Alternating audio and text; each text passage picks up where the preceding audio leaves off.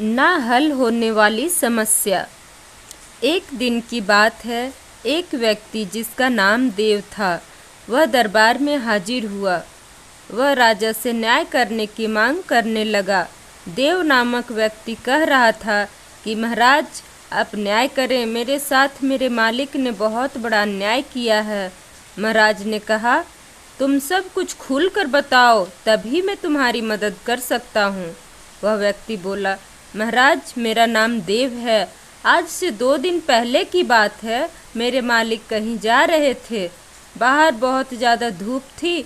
मैंने अपने मालिक को कहा, मुझे भी साथ लेकर चले, मैं आपको इस धूप में छाते से बचाता रहूँगा। मेरे मालिक मुझे अपने साथ लेकर चल दिए। कुछ देर चलने के बाद मेरे मालिक थक गए। फिर हम एक मंदिर के पास बैठ गए। तभी मुझे एक लाल कपड़ा दिखा जिसमें कुछ था। मैं अपने मालिक से पूछा, क्या मैं देख सकता हूँ कि इस लाल कपड़े में क्या है? मैं उस लाल कपड़े को खोला था। उसमें 2 बेशकीमती हीरे थे। मुझे मेरे मालिक ने कहा, अगर तुम इस बात को किसी से नहीं बताओगे कि हमने मंदिर के पास से कीमती हीरे को पाया है, तो मैं इस 2 हीरे में से एक हीरा तुम्हें दे दूंगा। मैं अपने मालिक की बात पर राजी हो गया। फिर हम उस मंदिर से पाने पाने घर चल दिए। अगले दिन जब मैं अपने मालिक के पास गया तो उसने मुझे मेरा हिस्सा देने से मना कर। मैंने अपने मालिक से कहा, यदि आप हिस्सा नहीं देंगे तो मैं इस बात को महाराज से कह दूंगा। इस पर मेरे मालिक ने कहा, तुम कुछ भी कर लो, पर मैं तुम्हें कुछ नहीं देने वाला हूँ। इसके बाद आज मैं आपके पास आ खड़ा हूँ। अब आप ही न्याय कर सकते हैं। महाराज ने आदेश दिया कि इस देव के मालिक को पेश किया जाए। 2 सैनिक उस देव के मालिक के घर पर गए तो मालिक ने कहा कि कुछ देर के बाद मैं हाजिर होता हूँ, आप लुक जाएं। सैनिक फिर से दरबार में आ गए। कुछ ही देर के बाद देव का मालिक दरबार में आ खड़ा हुआ। महाराज ने उससे पूछा कि क्या तुमने 2 बेशकीमती हीरे को पाया है? मालिक ने कहा, हाँ।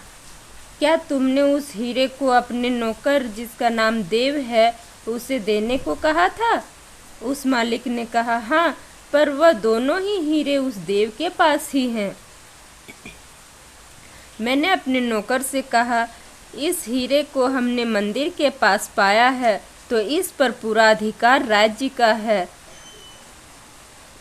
इससे हमें इस हीरे को राज्य के हवाले जमा कर देना चाहिए।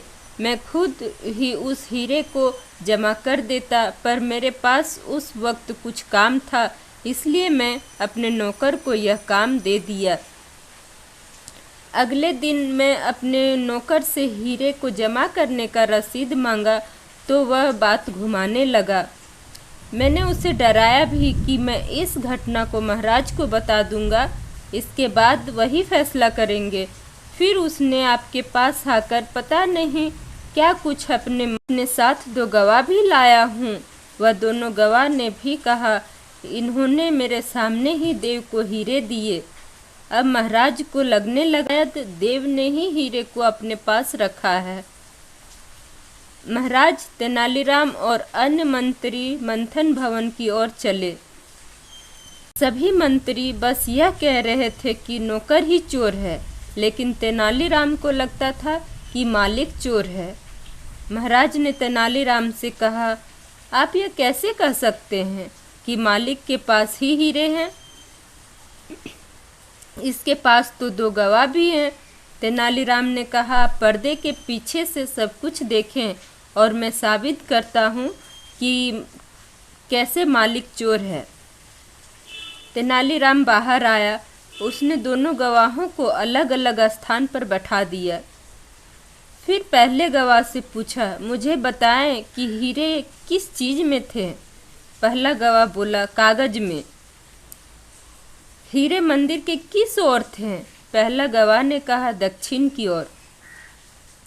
अब तेनालीराम दूसरे गवाह के पास गए।